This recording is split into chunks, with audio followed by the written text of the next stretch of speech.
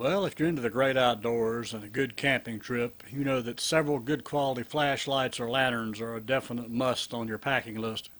So without further ado, let's take a look at the actual lantern itself. The lantern is definitely designed to be water resistant. I wouldn't want to directly drop it in water, but if you get caught outside with it on a rain shower, you should be okay. It is primarily made of high impact plastic, so if you drop it on the camping trip, you should be okay with that as well. I definitely wouldn't want to bounce it off a rock pile, but you should be okay with an occasional drop to the trail floor. This lantern incorporates the latest in COB technology. For those that don't know, COB, or chip on board, is one of the latest technologies in which the LEDs are incorporated into the actual board substrate. This allows for a higher density of LEDs, a greater intensity of the LED light, and a better uniformity of the light. The particular unit that I have here is battery powered. It uses 4 D-cell batteries as its power source. As to what comes in the box, you get the lantern, the batteries are included, and a one-page instruction sheet. Among the features of this lantern is a compass mounted directly into the top of the lantern. You probably need to sit the lantern down and give it a chance to acclimate before you proceed to use the compass. It tends to wander a little bit when you're shaking the lantern around. This could definitely be a good feature to have. You become separated from your group or are lost at night and want to find your way back to camp. Nice little feature. The lantern light source itself is composed of 3 separate COB panels, of course at 120-degree angles.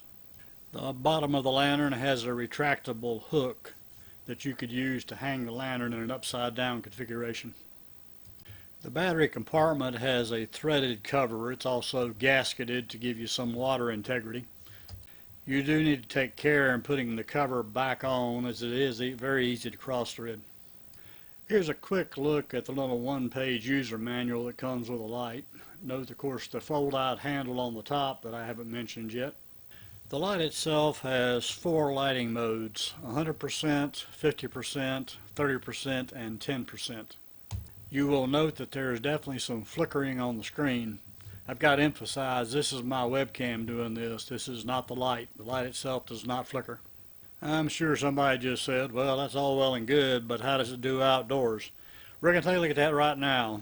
Here is the test setup. What I have here is an 800 lumen regular LED bulb. It's going to be my comparison standard with the lantern, first at 10 feet and then at 20 feet.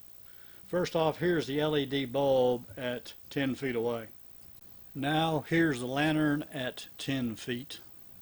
You'll note there's definitely more light coming out of this lantern than there was the LED bulb. Okay, let's move on out to 20 feet. As you can see, we've definitely still got a good light output at 20 feet. This little lantern definitely holds its own against that 800 bulb. Well, that wraps this one up. Hope you found it both interesting and useful. If you did, definitely consider giving me a like and definitely consider subscribing. I've got quite a few videos coming on along the way I'm pretty sure you're going to want to see. Until our paths do cross again, you all take care now, and we'll catch you on the flip. This here's the engineer. We gone.